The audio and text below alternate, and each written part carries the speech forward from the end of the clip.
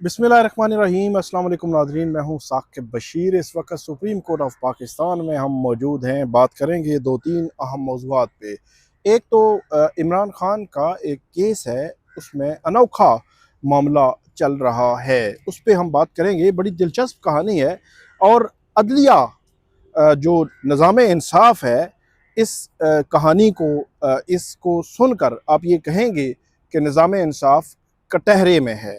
और कटहरे में किसी और वजह से नहीं है, अपनी वजह से कटहरे में है। तो इस केस की कहानी क्या है? 190 मिलियन पाउंड केस जो इस्लामाबाद हाई कोर्ट में है। मैं तारीखों के लिहाज से आपको बताऊंगा कि कैसे इस केस को 17 जनवरी से लेकर आज, जब हम बात कर रहे हैं 21 अक्टूबर है, आज तक इस केस को ज़ीरो पर रखा गया है। 9 माह जो है वो गुजर चुके हैं। दूसरा हमारा मौजू होगा सोहेल खान अफरीदी।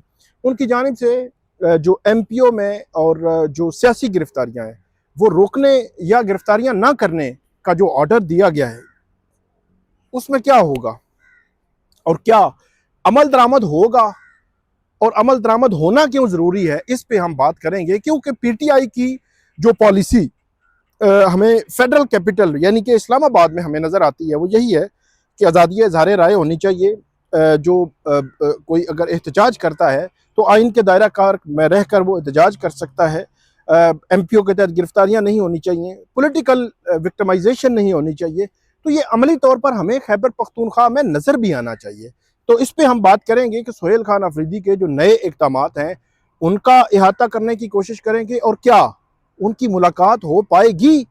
एक नई डेवलपमेंट ये हुई कि खैबर पख्तूनख्वा असम्बली ने कल करारदाद भी मंजूर कर ली है। तो क्या उस करारदाद की जो हैसियत है या वकार है, उसको कोई वेटेज ये वफाकी हुकूमत देगी या पंजाब हुकूमत देगी, इस पर भी हम जो है वो बात करेंगे। और 26वीं आईनी तरमीम का मुकदमा आज फिर खुलना है। और अली अमीन गंडापुर, जब वो वज़ीर आला नहीं थे, वज़ीर आला रहे और अब वज़ीर आला नहीं है, तो तीनों सूरतों में उनके वारंट गिरफ्तारी जारी होने का मामला जारी व सारी है। और कोई कोई 40वीं बार जो है वो इस्लामाबाद की अदालत ने उनके वारंट गिरफ्तारी आज फिर जारी कर दिए हैं। तो ये बड़ा एक दिलचस्प सा केस है। इस केस पे भी हम बात करेंगे कि ये केस क्यों चल रहा है और क्यों केस ख़त्म नहीं हो रहा, क्यों कंक्लूड नहीं हो रहा, फैसला नहीं हो रहा। इसके के मुख्तलिफ जो पहलू हैं उस पर भी हम बात करते हैं। आप हमारे साथ रहिएगा। सबसे पहले हम शुरू करते हैं इमरान खान के 190 मिलियन पाउंड केस। अच्छा, ये मैं आपको याद करा दूं, जो गिरफ्तारी हुई थी 9 मई को, जो गिरफ्तारी हुई थी इस्लामाबाद हाई कोर्ट से, वो इसी 190 मिलियन पाउंड केस, नैब का केस, इसी में गिरफ्तारी डाली गई थी। अगरचे बज़ाहिर मुझे नहीं लगता कि नैब को भी, अगरचे नैब दावा करता है कि उनको मालूम था, लेकिन मुझे नहीं लगता कि नैब को भी पता था।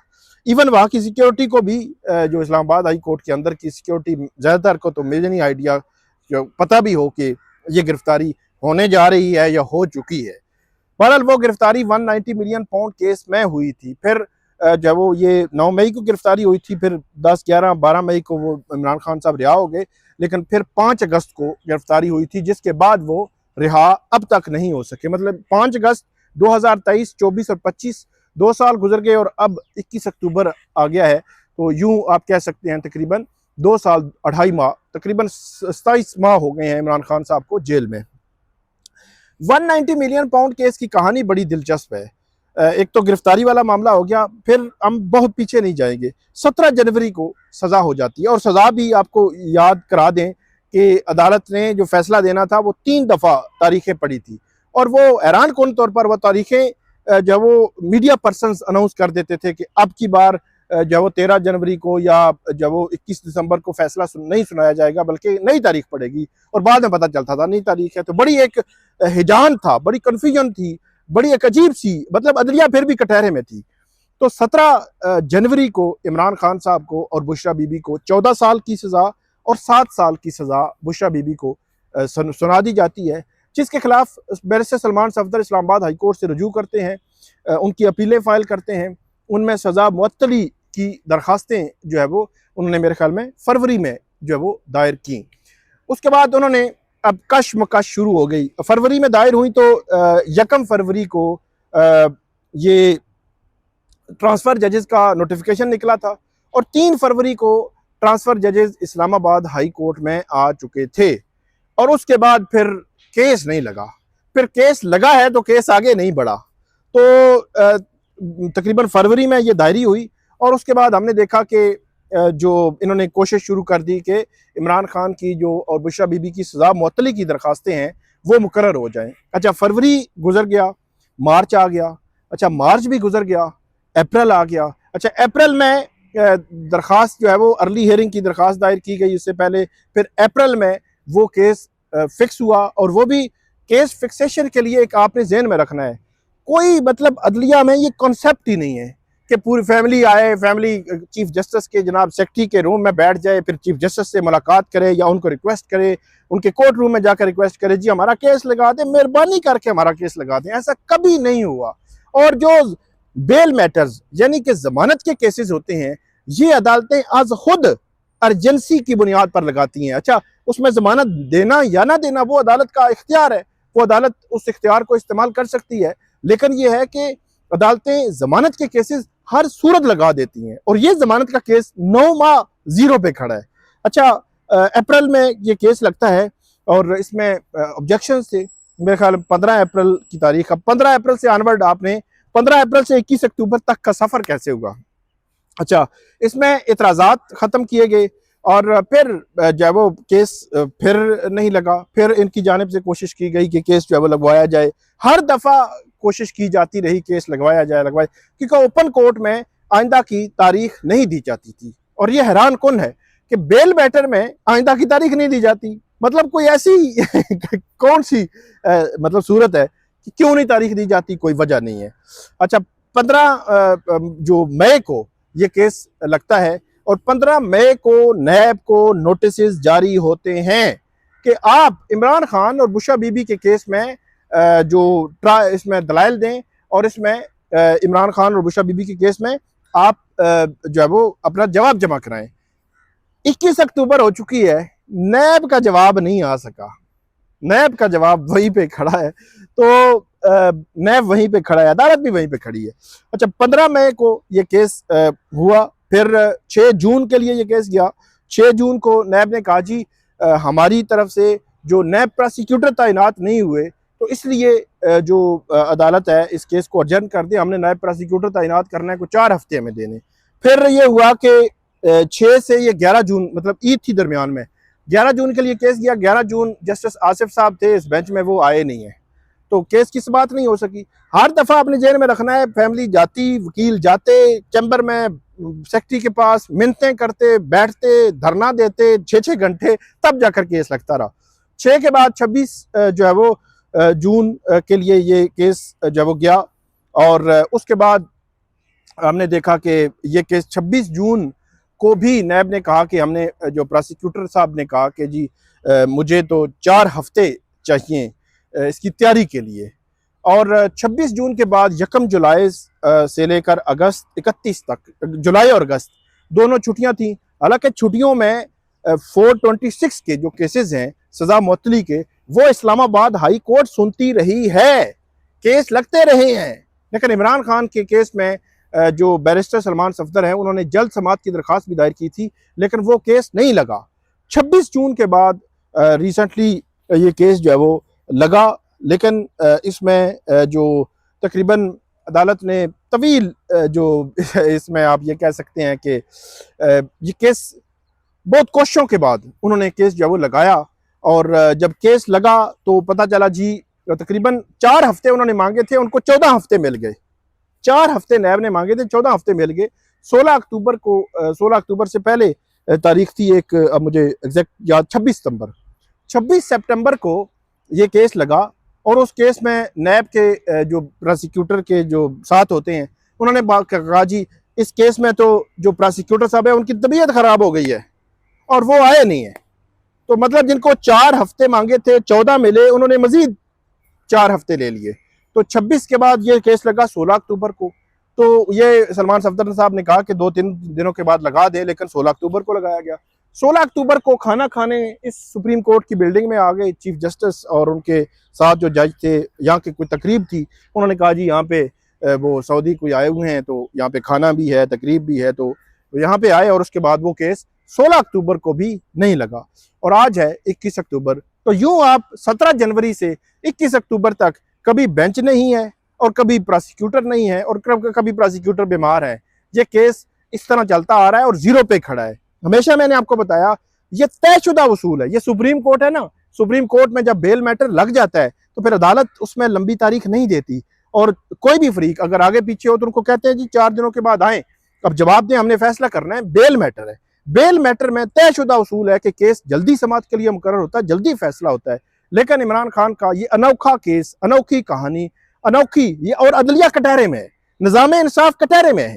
निज़ाम इंसाफ पर बहुत बड़ा सवालिया निशान है और मैं इसलिए कहता हूं कि ये केस माजी में भी होते नहीं है। नवाज शरीफ का जो केस है, शरीफ फैमिली के जब बेल मैटर आया था एवन फील्ड रेफरेंस में, जब उनको ट्रायल कोर्ट ने सजाएं दी थी, 2 माह 19 दिन में फैसला हो गया था।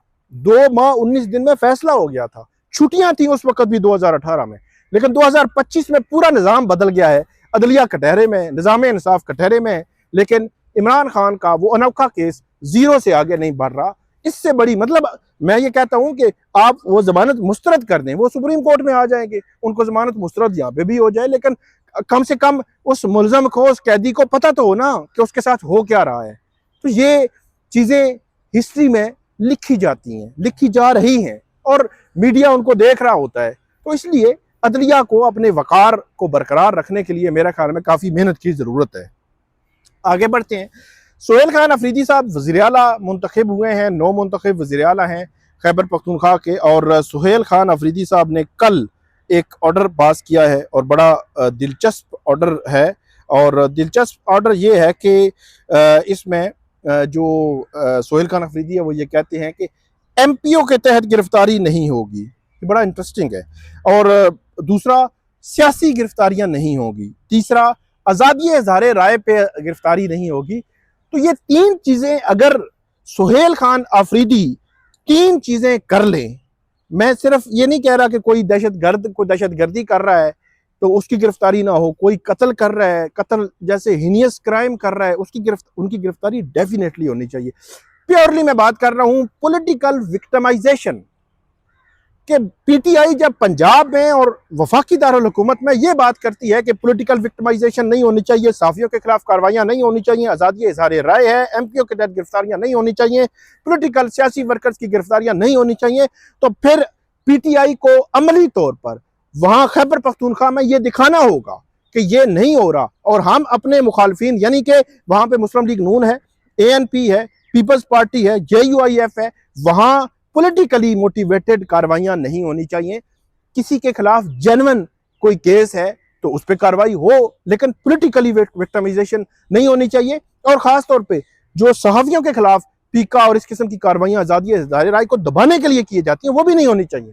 तो बहरहाल ये जो ऑर्डर दिए हैं उसने सोहेल खान अफरीदी उन्होंने, वो बड़े इंपॉर्टेंट हैं, बड़े अहम हैं। और मैं ये कहता हूं कि इस पे अगर अमल दरामद हो जाए तो ये PTI की जो पॉलिसी हमें यहाँ पे वो कहते हैं, हम ये कहेंगे कि वहां उन्होंने अमल करके दिखाया है। लेकिन मैं आपको बता दूं ये आसान नहीं है। MPO के तहत PTI की कई 100 गिरफ्तारियां पंजाब में और इस्लामाबाद में हुई। इस्लामाबाद के जजों ने, जैसे बाबर सत्तार ने इसको कलअदम करार दिया, गैर आईनी, गैर कानूनी करार दिया, और लाहौर हाई कोर्ट से भी उनको जमानतें मिलती रही। लेकिन MPO के तहत बहुत ज्यादा MPO के तहत गिरफ्तारी किसी वक्त किसी को भी किसी मामले में भी उठा कर ले जाए और उसके बाद कहें जी ये महीना तो अंदर ही है। तो ये है MPO। तो MPO नक्शे अमन के तहत जो गिरफ्तारियां होती हैं, ये जो इकदाम हैं, जो ऑर्डर दिए हैं, ये इन पे अमल करवा लें तो मेरा ख्याल में बड़ा गैर मामूली होगा। और हम ये कहने में हक बजाना होंगे कि सोहेल खान अफरीदी या PTI जो बात वफाकी दारुल हुकूमत में या पंजाब में कर रहे हैं उस पर अपने सूबे में अमल करवा रहे हैं। ये ना हो कि कल पेका में सहाफियों के खिलाफ कार्रवाइयां हो रही हो, खैबर पख्तूनख्वा में सहाफियों के आज़ादी इज़हार राय दबाई जा रही हो और सियासी वर्कर्स के खिलाफ कार्रवाइयां हो रही हो, MPO में गिरफ्तारियां हो रही हो। ये नहीं होना चाहिए पंजाब में भी और वफाकी दारुल हुकूमत में भी। वफाकी हुकूमत को भी कुछ इस पे सोचना चाहिए। लेकिन जो सोहेल खान अफरीदी हैं अब इमरान खान से मुलाकात करना चाह रहे हैं। जुमरात के दिन जो समाअत होगी इस्लामाबाद हाई कोर्ट में, जस्टिस अरबाब मोहम्मद ताहिर ये समाअत करेंगे। वैसे तो जस्टिस अरबाब मोहम्मद ताहिर को कल मंडे के दिन उसी वक्त ये ऑर्डर करना चाहिए था कि जाएं और मिलें, और सुपरिटेंडेंट जो कहना चाहिए था कि मुलाकात करवाएं, क्योंकि सूबे के एग्जेक्टिव हैं, एग्जेक्टिव हेड हैं, मुंतखब हैं, उनको आप जो है वो अगर जुमरात के दिन भी केस लगा हुआ है तो जस्टिस अरबाब मोहम्मद ताहिर को ये कहना चाहिए कि हमारा लार्जर बेंच का ऑर्डर है और आप इनकी मुलाकात करवाएं, इनका नाम लिस्ट में है तो आज ही मुलाकात करवाएं और आज ही आप जो है वो अमल दरामद रिपोर्ट देंगे। ये ऑर्डर जो है वो होना चाहिए स्ट्रिक्ट। ये आईनी अदालतें हैं, आईनी अदालतों के जजेस को 28-28 लाख तनख्वाहें जो मिल रही हैं, तनख्वाहें किस काम के लिए? आपने प्रोटेक्शन करनी है शहरियों की, जो शहरियों को आइन ने हकूक दिए हैं उनकी आपने प्रोटेक्शन करनी है, हिफाजत करनी है। अगर हिफाजत नहीं कर सकते तो 28 लाख किस चीज के आप जब ले रहे हैं? तो इसलिए अब देखना यह है कि अदलिया फिर कटहरे में है कि अदलिया एक एग्जेक्टिव हेड को क्या आइन और कानून के मुताबिक इमरान खान से मुलाकात करने देगी। बाकी रही बात कि वो कन्विक्टेड हैं, कन्विक्टेड सारे थे, नवाज शरीफ, आसिफ अली जरदारी साहब तो कन्विक्टेड नहीं हुए लेकिन नवाज शरीफ साहब कन्विक्टेड थे, उनसे उनकी पार्टी मिलती रही है। तो मेरा ख्याल में ये क्वेश्चन बनते ही नहीं है, ये इल्ज़ाम बनता ही नहीं है। और इमरान खान साहब कोई माने ना माने वो एक पार्टी के हेड हैं और एक उनके नाम पर जो है वो वोट पड़ा है और उनका हक है कि उनका वज़ीर आला जो है वो उनको मिले। 26वीं आईनी तरमीम का मुकदमा आज एक दफ़ा फिर होने जा रहा है। इसमें एक मुद्दा ही सीधा नहीं हो रहा। आज 21 अक्टूबर है, 21 अक्टूबर 2024 को 26वीं आईनी तरमीम आई थी और आज 21 अक्टूबर 2025 हो गया है। सुप्रीम कोर्ट ऑफ पाकिस्तान इस चीज को तय नहीं कर सकी कि ये केस सुनना किसने है, जीरो पे खड़ा है। हालांकि पूरा निजाम तहस नहस हो गया, अदलिया कंप्रोमाइज, अदलिया पर एग्जेक्टिव का जो है कंट्रोल आ चुका है। अब जजेस की जो तैनातियां देखें, supreme court, high court, benches की तश्कील, आईनी बेंचेस की तश्कील, हर जगह आप देखें क्या चल रहा है। तो 26वीं आईनी तरमीम के मुकदमे में भी अदलिया कटहरे में है। अदलिया ने अपने वकार को बहाल करना है। देखते हैं कि आईनी बेंच क्या करता है। अली अमीन गंडापुर को 40वीं बार जो है वो मुबशर हसन चिश्ती साहब जुडिशल मजिस्ट्रेट हैं इस्लामाबाद के, वो उनके वारंट गिरफ्तारी जारी कर चुके हैं। और जो असला बरामदगी और शराब बरामदगी केस है ये 2000 मेरे ख्याल में 16 के इर्द गिर्द बना था और उसके बाद ये चल है। और ऐसे लगता था कि अली अमीन गंडापुर वज़ीर आला खैबर पख्तूनख्वा हैं, उनके ऊपर एक तलवार लटक रही है कि जनाब अगर आप इधर से इधर होंगे तो ये केस भी इधर से इधर हो जाएगा। तो ये बड़ा अनफॉर्चुनेट है। या तो ये है कि अदालत को फिर बुलाकर या बिन बुलाए फैसला कर देना चाहिए, जो भी फैसला है कर दें, या फिर ये है कि वारंट गिरफ्तारी अब 40 बार तो हो चुकी हैं, अब कितनी बार वारंट गिरफ्तारी जो है वो जारी होने हैं। तो ये केस है असला बरामदगी और शराब बरामदगी का। इस केस में क्या फैसला होगा वो तो हमें नहीं मालूम, लेकिन अदालत को जो भी है फैसला कर देना चाहिए ताकि ये झंझट तो ख़त्म होना। तो आपको मज़ीद भी हम अपडेट करते रहेंगे, हमें फीडबैक दीजिएगा। अल्लाह हाफिज़।